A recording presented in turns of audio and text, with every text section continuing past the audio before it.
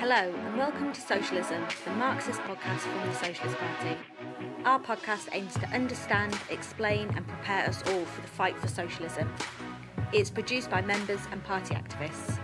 Don't miss an episode, hit subscribe wherever you get your podcasts. Thanks for listening. Hello and welcome. I'm Oscar Parry, a member of the Socialist Party, and this episode of the podcast will examine the results of the recent local elections that took place on the 2nd of May 2024 in order to prepare a workers' general election stand at some point in the near future. People want the Tories gone. That was the extremely clear message from the local elections. They lost 474 councillors and control of 10 councils. Many will celebrate the Tories' devastating losses and will be eagerly anticipating what is set to be an utter defeat for them in the upcoming general election. People want this government out because things have got to change. Support for workers during the strike wave marked an increase in anger at low pay and the cost of living crisis. Polls show huge public support for nationalisation of water, energy and rail at the very least. The participation of hundreds of thousands of people in the Gaza protests show mass disgust at the British government's complicity in the actions of the Israeli military, which has left over 35,000 Palestinians dead. There will be huge expectations that a Labour government will improve things. After all, the Labour leadership has promised a new deal for working people. But on International Workers' Day, May Day itself, Labour announced its plans to water down its pledges. Another policy U-turn in favour of the bosses looms. Currently, the working class, the majority of us who produce all the wealth in society and have the power to change it, has no organised mass political voice. Even with the tremendous wins from industrial action and the Gaza protests alarming the establishment, the horrors of profit-driven capitalism carry on unchallenged. The Socialist Party is campaigning for a workers' list of candidates for the upcoming general election, backed by the trade unions, which could act as a step towards building a new mass working-class party. And this will be explained in much more detail by Hannah Sell, the General Secretary of the Socialist Party, in this episode of the podcast. Hi, Hannah. Hi. The first question I have is, what are the main trends that we can see developing in these local elections that took place last week on the 2nd of May 2024? And were there any major surprises in these elections? No, I don't think there were any surprises, really. You could have read a lot of articles in The Socialist predicting what happened. It was possibly an even worse beating for the Tories than was expected. But it was clear that they were going to be punished at the ballot box in these elections. 26% swing against them in Blackpool South. I think almost half of the councillors they had up were defeated. The kind of only ray of hope for the Tories was the fact they held the Tees mayor.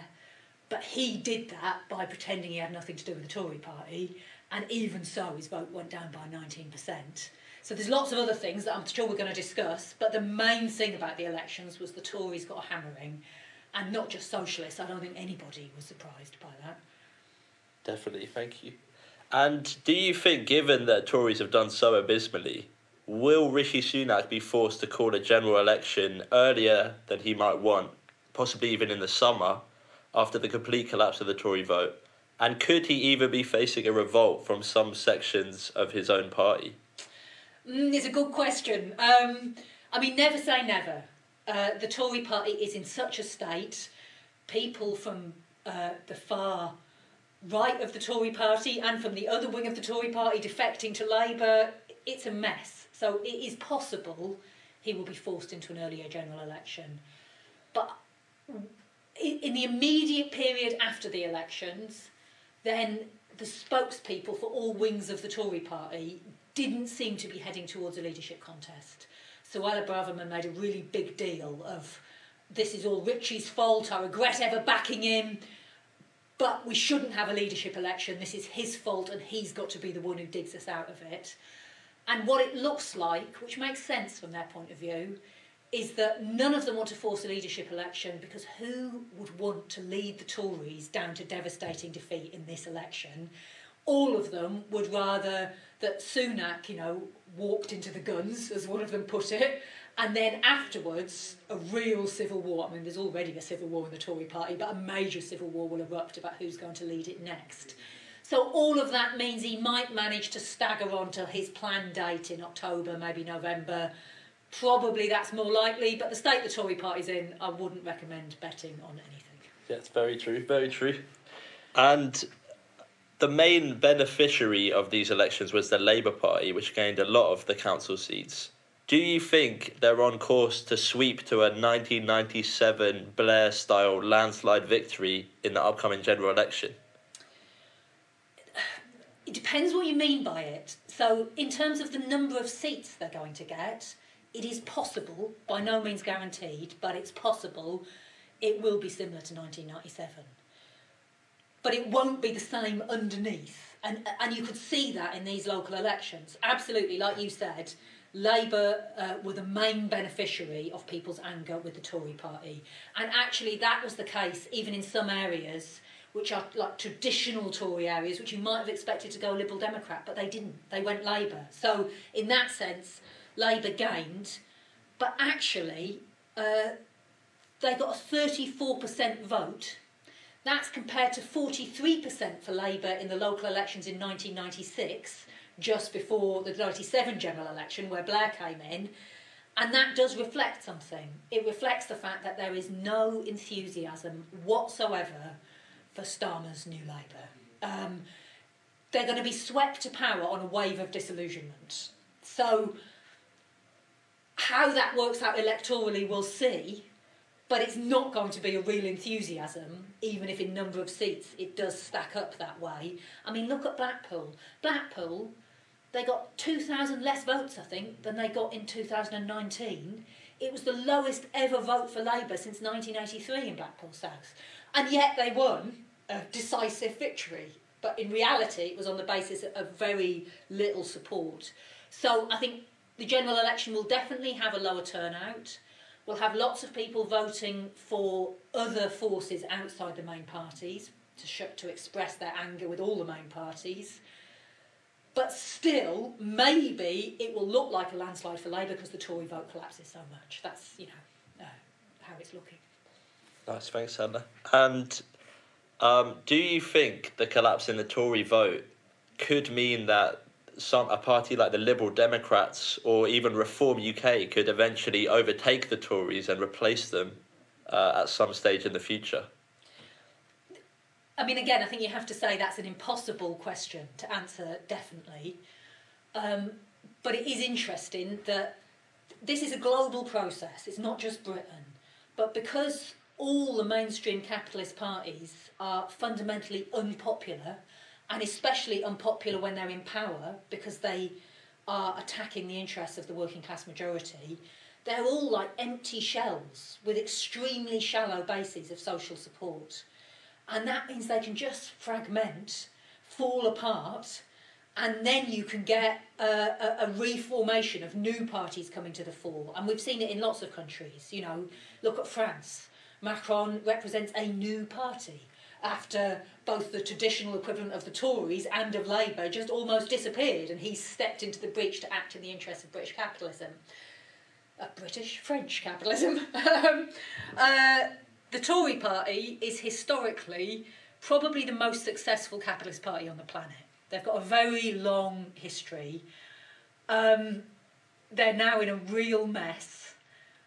I don't think that British capitalism is just going to give up on the Tory party, not least because they know that Starmer's Labour, who will act in the interests of British capitalism, will become extremely unpopular in power, and it could fragment and fall apart. So they'll want to save the Tory party to try and come back in at a future stage.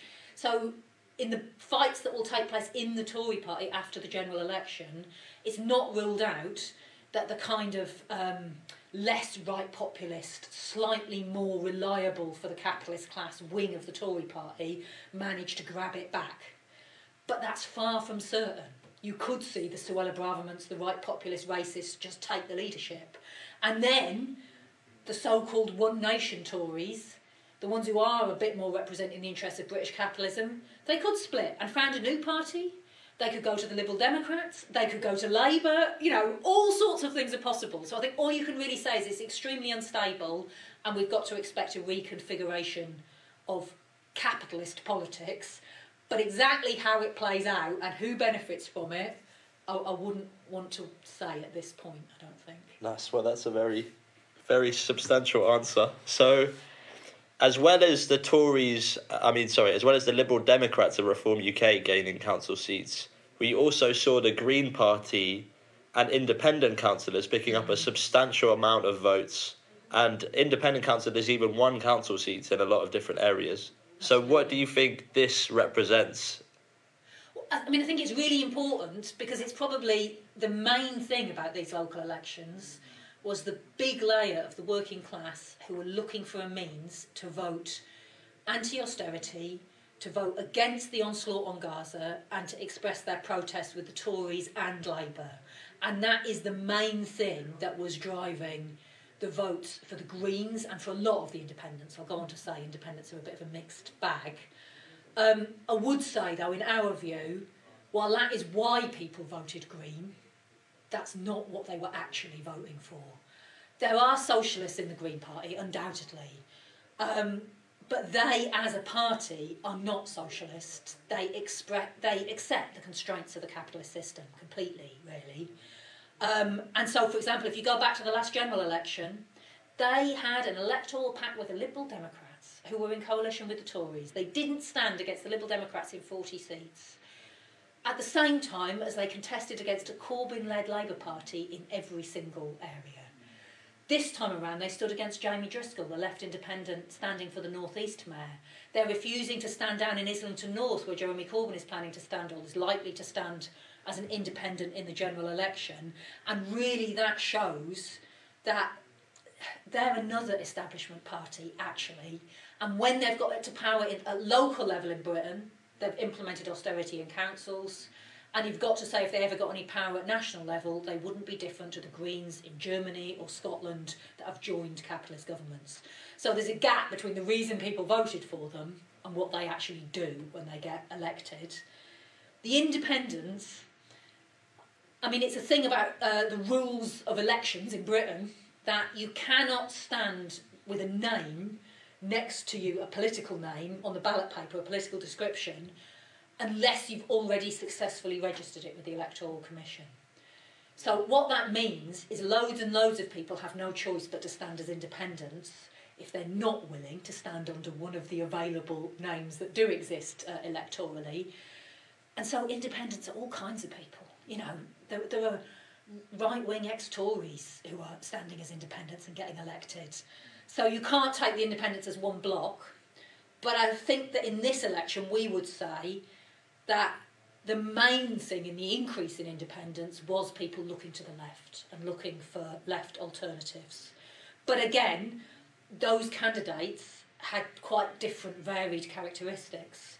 So some of them were ex-Labour lefts, like Jamie Driscoll, who got 28% of the vote in the North East, who've been kicked out as part of Starmer getting a grip on the Labour Party and stood as independents. And obviously that's very positive that they did that.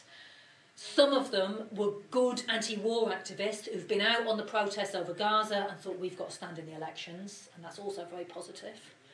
Some of them were long-standing career Labour councillors who saw their electorate were furious over Gaza in areas with lots of voters from a Muslim background and thought, we'd better stand as independents if we want to get re-elected. Now, that can be a good thing, if that means that they now take a better stance, not just on international issues, but also in the council chamber. These are councillors who voted for cuts and austerity over years. If they've been re-elected as independents, we want them to change their stance and to vote on an anti-austerity basis. But in other words, big variety in who the independents actually were, but in the main the votes for them were a sign of a mood to the left. Even the very best independents, I mean, you know, it's expected that Jeremy Corbyn will stand as an independent in Islington North, and we've been calling for him to stand, and that will be great. That will be a real step forward. But even so, even the best of the independents, inevitably they're individuals rather than representatives of collective working class interests. And what we're going to need in the council chamber and in Parliament under the next government are representatives of collective working class interests. So standing as an independent can be a step forward, but not if we leave it there. We've got to set out to build a new party of the working class. Nice, and I'm sure we'll get onto that in a second, I'm sure we the will. steps we're taking towards that. But just before we get onto that, I wanted to ask, what do you think about the two recent Tory defections to Labour? So first there was Dan Poulter, who was the Tory Health Minister, who presided over a decade of underfunding the NHS. And also Natalie Elphicke, who's not just a Tory, but a hard right Tory, anti-immigrant, has been involved in several scandals recently. And so what do these people defecting to Labour tell us about the character of Starmer's project? Everything, really.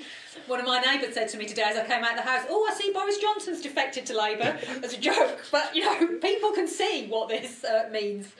I mean, of course, the first thing it means is that Labour is so clearly on its way to power that, you know, the rats are abandoning the other sinking ship and are switching over to Labour. But can you imagine either of them having done that with Jeremy Corbyn led Labour Party? I mean, of course not. The most important thing it represents is that Starmer's New Labour is a party that is not going to stand up for the interests of the working class majority in power, but is going to be a safe pair of hands for the capitalist class. And the Tory party know that. I mean, particularly Poulter is a more serious figure. When he switched over, he said, the Labour Party has changed fundamentally. The Labour Party of 2019 has been consigned to history. What does that mean? What that means is supporting mass council house building, scrapping tuition fees, nationalisation of energy, Royal Mail, all the good things that were in Corbyn's manifesto have been consigned to history by Starmer's New Labour. Being consigned to history is a Labour leader who is prepared to go on anti-war demos to speak against the devastation taking place in Gaza. So, really, this kind of hammers home what we know already, that millions of people are going to be really happy to get rid of the Tories. We're going to be really happy to get rid of the Tories, but they're going to be replaced by a government that will act in the interests of British capitalism rather than a government that will act for the working class. Definitely, and that brings me on to my next point, which is Starmer has recently announced that he's rolling back some of his limited workers' rights pledges. And so what does this mean for the trade union movement, who the trade union leadership, they still give millions of pounds to Labour each year? And what should the trade union leaders be demanding from Starmer rather than just accepting whatever he kind of gives them? Yeah. I mean, look, not all the unions are affiliated to Labour, but a lot of them are. And we have been arguing in all of the trade union conferences over the last year that unions should at least open up their political funds so they can back candidates outside of Labour who stand on a platform in the interests of their members. And it's not that we haven't had any success. In the RMT, for example, which is not affiliated to Labour, their conference unanimously agreed to back Jeremy Corbyn if he stands as an independent. But overall, especially in the affiliated unions, I think the leaders were able to use the idea, we've just got to get rid of the Tories, now is not the time, not to engender enthusiasm for Starmer, that would have been impossible, but to get people to go along with the idea, well, we should just keep funding Labour for now. But of course, since then, they have seen, as you've said, a watering down of even the really limited pledges that Starmer has made. And to give them their credit, a number of the union leaders, Mick Lynch from the RMT, but also Sharon Graham and Matt Rack, who are leaders of affiliated trade unions, have gone on the warpath, have really attacked him over it. Sharon Graham has raised a question of how much Unite will actually give Labour in the general election if they continue on this path. So that's good, but we think they should go further. I mean, they should be raising Why aren't Labour demanding the repeal of all of the anti-union laws, not just the 2016 Act? New Labour in power last time left all of Thatcher's anti-union legislation on the statute books. The lot needs to go. So they should be demanding that. They should be demanding a £15 an hour minimum wage. That's the TUC policy. Why aren't they demanding that Labour implements that?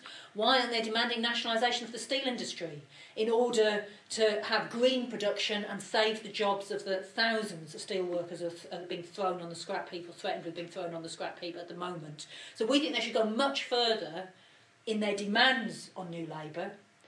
But we also think the trade union movement has got to take lessons from this and start preparing for what we're going to face under the next government. Because we're not saying that we can't win any concessions from a Starmer-led government. We've seen, over the last 2 years, workers can win concessions even from Tory governments. We can force them to make to provide some measures to improve workers' living conditions a bit, but it will be a question of forcing them.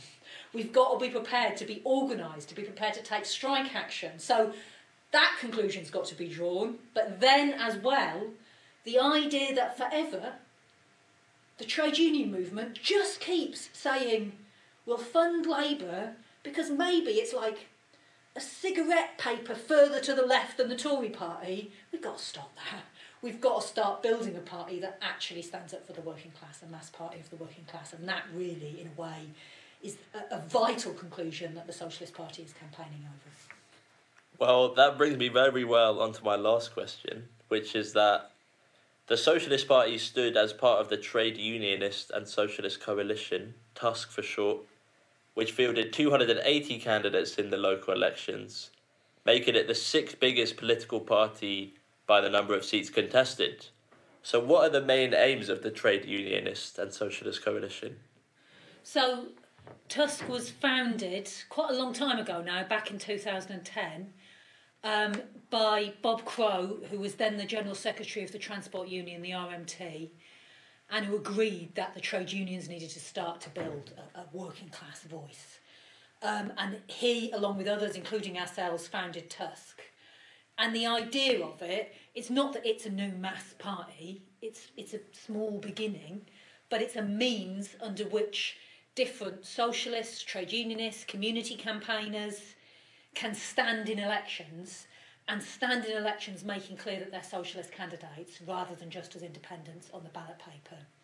And it works on a kind of umbrella basis that we work together, but we don't have to agree on everything.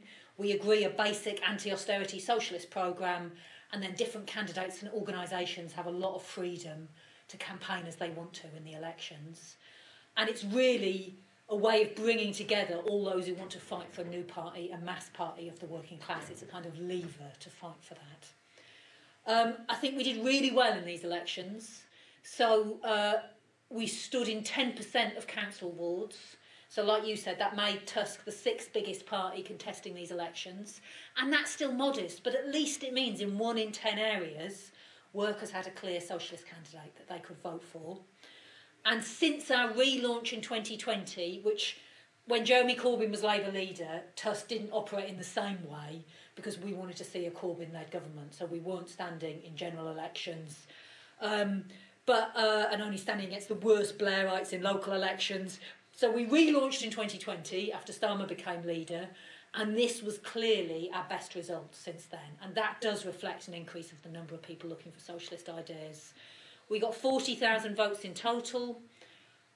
We got a lot more candidates getting over 5%. I think 46 in total got over 5%. Number got over 10%. Two, I know you were involved in the campaign in Southampton, which was our top result, got over 30%. Both a candidate in Southampton and another up in Deepdale in Preston. So it was good. It was a step forward. Not every left force stands under the TUSC umbrella, but we do think that this demonstrated the way the umbrella works. It allowed us to have a much broader stand. Really the most significant other force that were separate to TUSC was the Workers' Party. And they got 27,000 votes. They actually attend TUSC steering committees, but they stand in elections separately. but the other forces standing outside were much smaller. So we think there are lessons to be learned from the TUSC approach, particularly for the general election, because these local elections are at a time when we're heading into a general election. We are not going to get a mass party of the working class by the time of the general election. We are going to get a new Labour government. But that doesn't mean we can't achieve anything. We can't prepare the ground. We really could get a workers' list in this general election that could get a number of different socialist MPs elected, hopefully including Jeremy Corbyn, standing as an independent probably. And that would be something, because it would mean from the beginning, if the new Labour government attacks working class people, as they will, there will be somebody vocalising the opposition in the streets in Parliament. And that will help speed up the development of a mass party. But to get a workers' list in the general election, in our view, we're going to need collaboration. So the Workers' Party have started announcing prospective parliamentary candidates. But in our view, to be as effective as possible, what is needed at national level, but actually particularly at local level, is the different workers' organisations, especially trade union organisations, who want to see a left challenge to the Starmer government that's coming in, that they discuss together who would be the best candidate in this area, and we collaborate in that way in order to get the strongest possible list. So that's what we're going to be fighting for, but all of that is really preparation for what comes after a general election, because at first, people, of course, are going to be happy to get rid of the Tories. We're going to be happy to get rid of the Tories. But then they're going to experience a Labour government who thinks that what matters is so-called fiscal responsibility, which means giving nothing, really, to the working class of any substance. The only thing they're committing to spending loads of extra money on is the military. Meanwhile, for the rest of us, it's going to be tighten our belts. They're going to try and make the working class pay for the crisis of British capitalism. And that will lead to big debates in the workers' movement. As I said earlier, at this stage, most of the trade union leaders have been able to convince their members, well, we better just keep funding Labour because we do want to get rid of the Tories. But the idea they want to keep funding Labour, once they've got a Labour government that's attacking workers, that's going to be a different question. And the idea that instead we need to build something new, that's going to be posed very sharply. So all the work we're doing at the moment is really preparing for events we're going to face under the big struggles we'll see under the next government. Nice, thanks Hannah. Well, that's a very comprehensive review of the local elections, and yeah, I'll see you next time. See you next time. Thank you. Well, hopefully that episode has got you fired up and looking to get active in campaigning for a challenge to the establishment parties in these elections and beyond. To get in touch with the Socialist Party to discuss being a member and joining the fight to change the world, visit www.socialistparty.org.uk.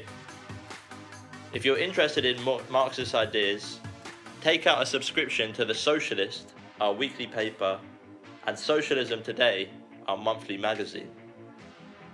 We also recommend checking out the Committee for a Workers' International, the international organisation the Socialist Party is a part of, with analysis of world events. And for those listening in other parts of the world, get in touch to join the fight for socialism in your country. That's www.socialistworld.net. Thanks for listening, and see you next time.